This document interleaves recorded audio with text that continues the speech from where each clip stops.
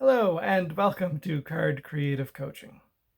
I want to give you an imaginary scenario, something, just close your eyes and see if you can picture this.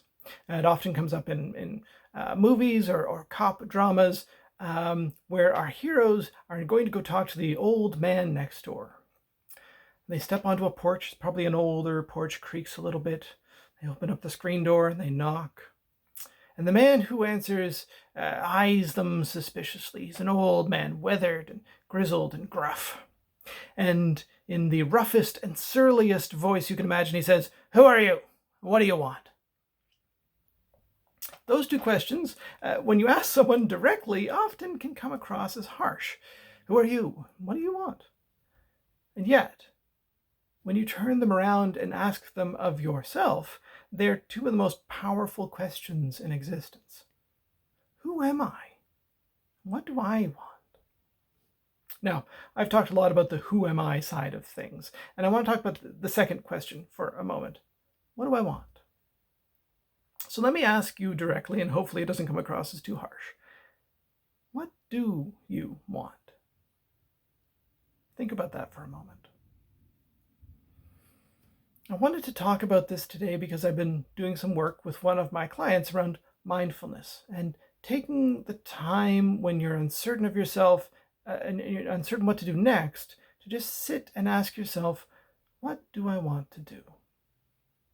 And the great thing is, I'm not asking them to do whatever it is they come up with. The actual answer isn't as important as the question itself. When you ask yourself, what do I want? Sure, a lot of things might come up, but slowly your mind, your subconscious will start to filter through those things and get to the core, the couple, two or three things that you really want in that moment.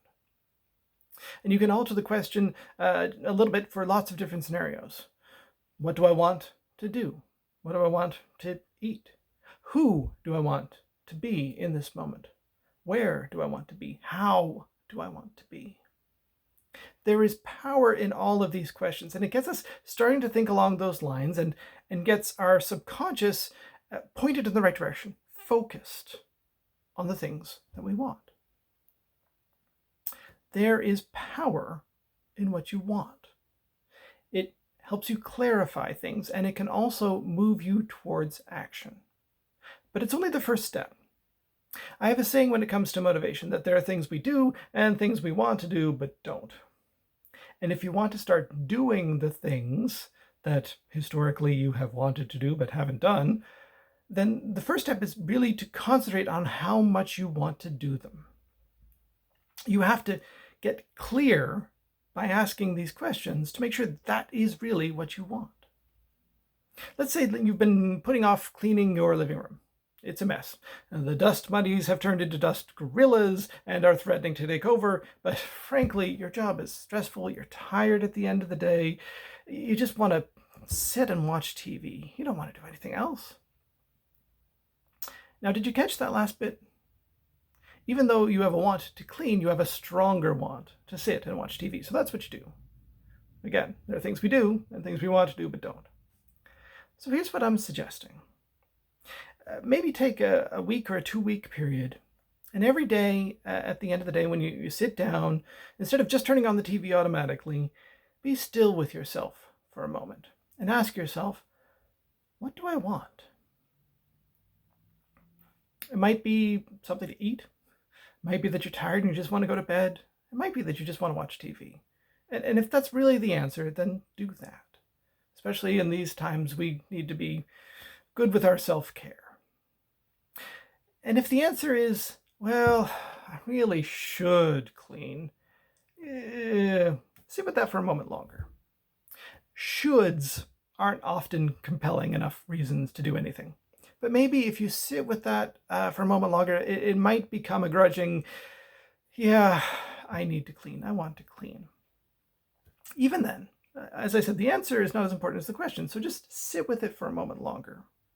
And here's a really good way to think about the second step is imagine the end state. Imagine your living room being completely clean. And overlay that on top of how things are at the moment, how the room actually looks. The clean room versus the dirty room. And take that moment to feel the tension that sort of builds up in this um, sort of duality of two things: one how you want things, one how things really are. Sort of, it will start to feel like um, there's a conflict there. And I'm guessing if you felt this long enough, you'll feel just a bit of a push to get up and clean, to do the thing that you want to do. And that's when you do it. And this can be used to do almost anything. A lot of things in our life work like this. So what were those steps again? Let's go through this. Simply sit and get clear with yourself on what you want. And if the thing is what you want, then sit a little longer and get clearer still. Imagine what that end state is, how you really want things to be.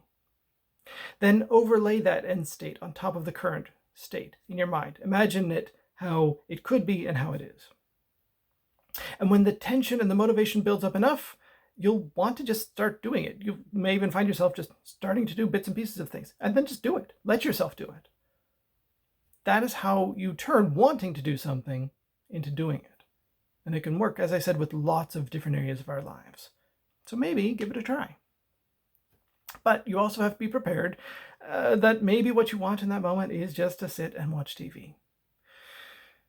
If it is, maybe sit with that a moment longer just to double check. But frankly, if in that moment that's all you really want, then just let that be.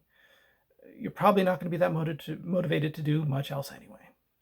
Now, this has been a bit of a long video already, and there's a lot more about this I could talk about, so let's save that for later. And for now, I just want to leave you with this question. What do you want? Something to think about.